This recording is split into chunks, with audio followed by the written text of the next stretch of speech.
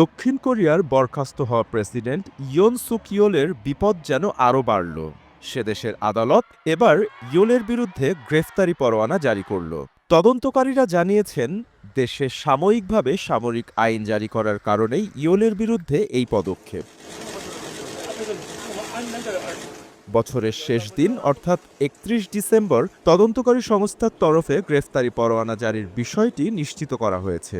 একই সঙ্গে তারা জানিয়েছে, ইয়োলের বাড়িতে তল্লাশি অভিযান চালানোর পরোয়ানা দিয়েছে আদালত। গত ৩ ডিসেম্বর জাতির উদ্দেশ্যে ভাষণ দেওয়ার সময় ইয়োল জানান, তিনি সারা দেশে সামরিক আইন বলবৎ করার সিদ্ধান্ত নিয়েছেন। কেন এমন সিদ্ধান্ত নিতে হলো তাকে, তার ব্যাখ্যাও করেছিলেন ইয়োল। তিনি জানান, উত্তর কোরিয়ার একনায়ক কিম জং উনের মদতে ক্ষমতা দখলের ছক কষছে বিরোধীরা।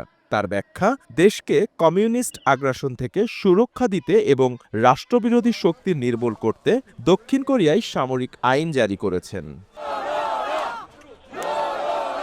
সামরিক আইন জারির কথা ঘোষণার পর থেকেই ইয়োলকে বরখাস্তর দাবি তোলেন বিরোধীরা।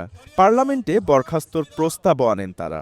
গত ১৪ ডিসেম্বর দক্ষিণ কোরিয়ার ন্যাশনাল অ্যাসেম্বলিতে ভোটাভুটিতে বরখাস্তের দাবির পক্ষেই অধিকাংশ ভোট পড়ে।